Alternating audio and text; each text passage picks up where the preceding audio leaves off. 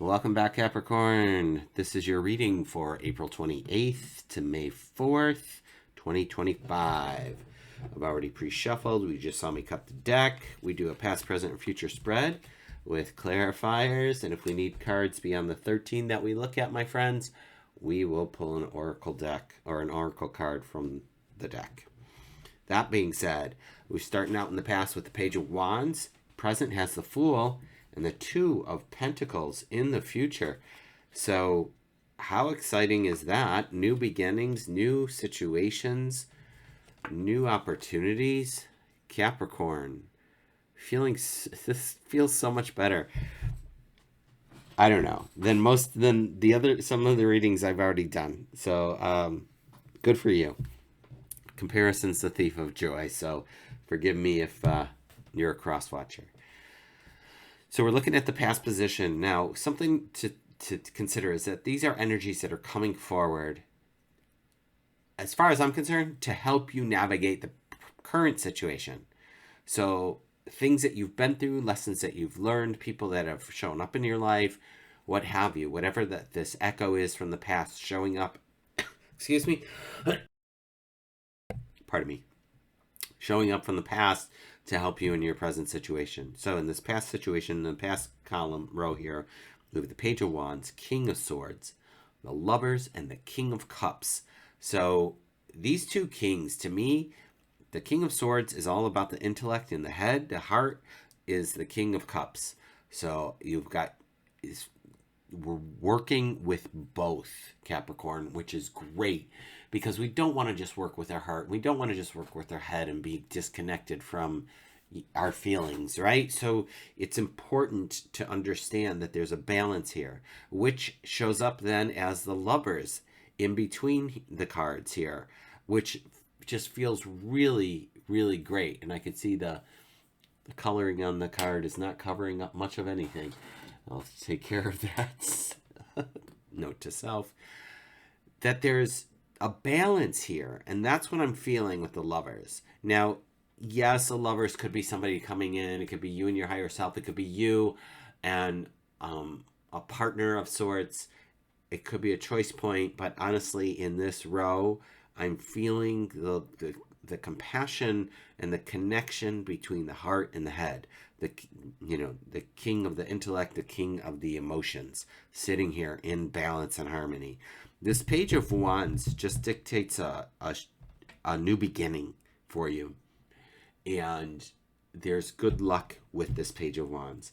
So then we go over here to the Fool, which is in the present position, which is lovely. Let's do it. Let's head out. Let's, forge a new path somewhere. Let's go to the edge of the cliff and take that leap of faith. And this Taurus season really seems like a really wonderful time to do that for some reason.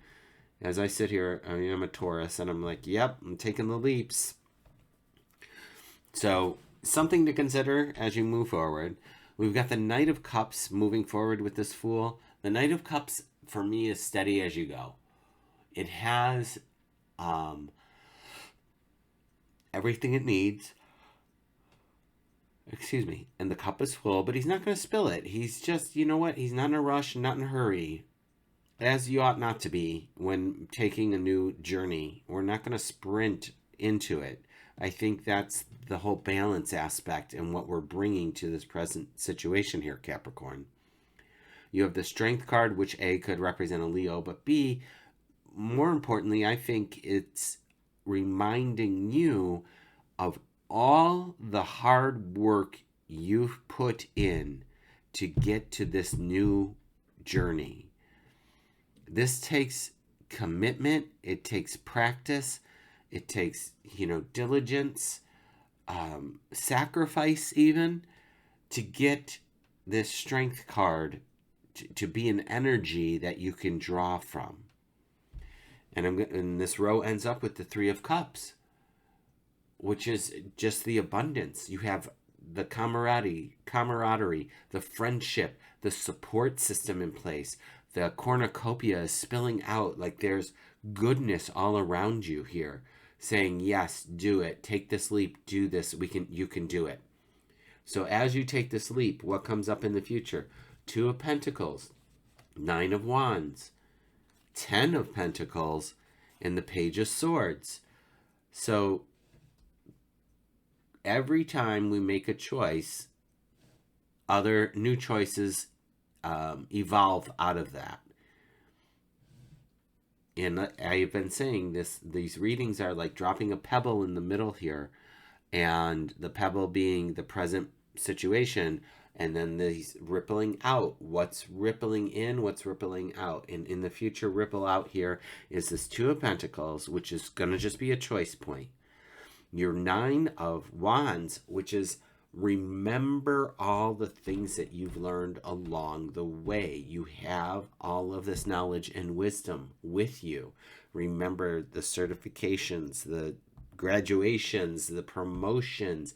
You have all of this strength with you. You need not worry.